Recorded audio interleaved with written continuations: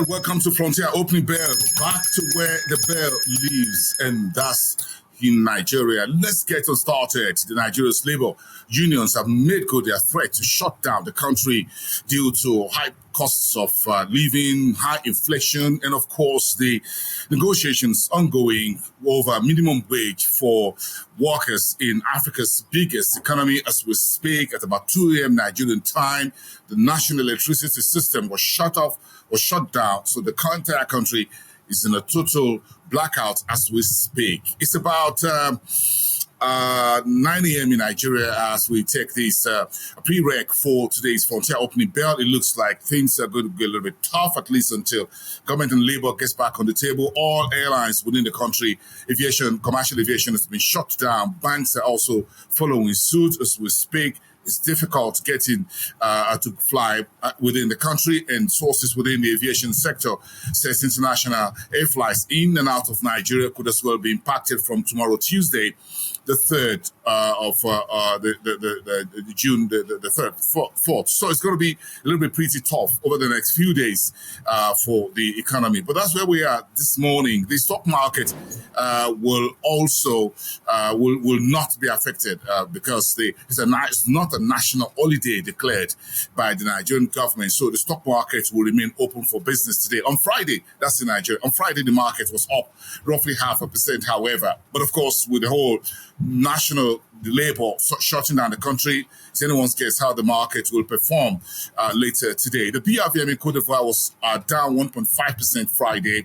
The Egyptian stock market started yesterday, Sunday, with about 0.25%, the negative 33, taking the EGX30 below the 27,000 level. The Nairobi stock market was down 1.04% Friday, almost a negative reading for most of last week, where it hosted the annual meetings of the AFDB group. In Johannesburg, the stock market was down 1.8% Friday.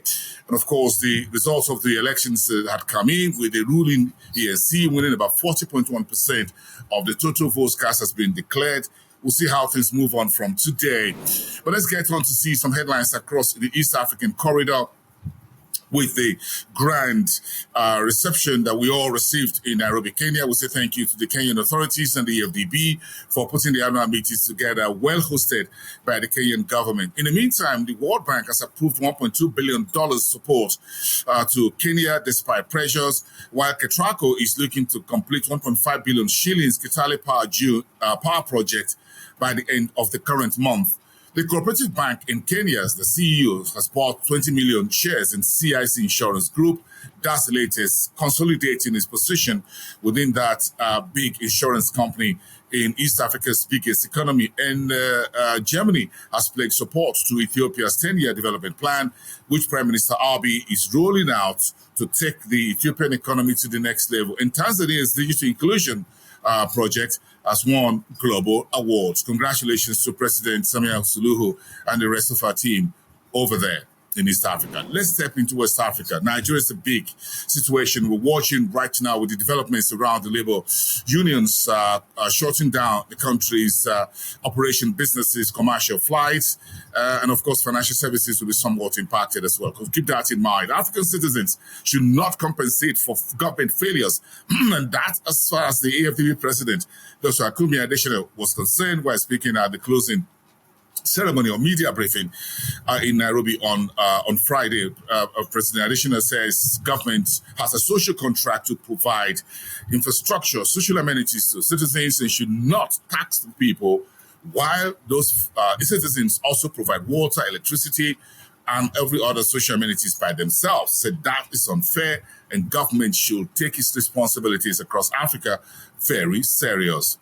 In the meantime, a new security fund, investment fund, has been put together by the FDB, which will seek the approval of the African Union, that will support the what you call the repair of infrastructure, road, rail, power, whatever is damaged due to internal conflicts in Africa. For example, Nigeria's militancy, insurgency on the northeast southern part of the country and elsewhere.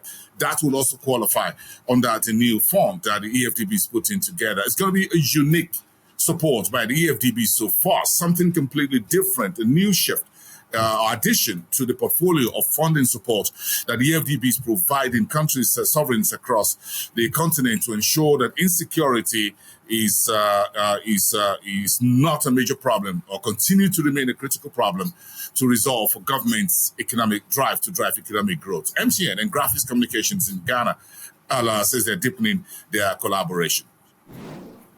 Let's step into Southern Africa. And of course, the ANC's 40.1 haircut, slim, very tough. Results are the last weekend's general elections was testimony to what could change in the field, the world of democracy. So the rand jumped about 18 plus on the dollar on the news that the election has been concluded. But talks for mergers, alliances, whatever, is still ongoing, according to the incumbent president, Cyril Ramaphosa.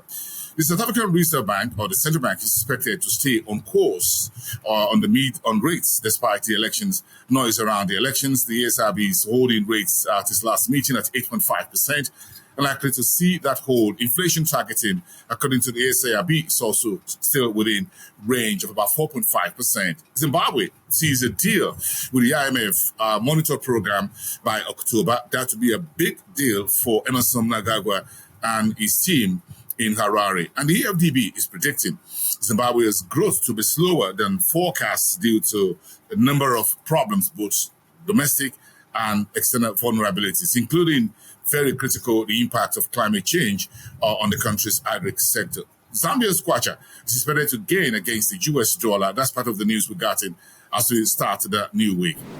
Let's go up to the northern part of the continent and sum up the entire FOB for today. Tunisia and Turkey, about 300, north of 300 folks are expected to attend the first business forum between the two countries on the 5th of June. That will be later this week. CAPMAS is posting 23.2% trade deficit decline in the month of March, while Morocco is expected to keep its policy rate unchanged at the next meeting.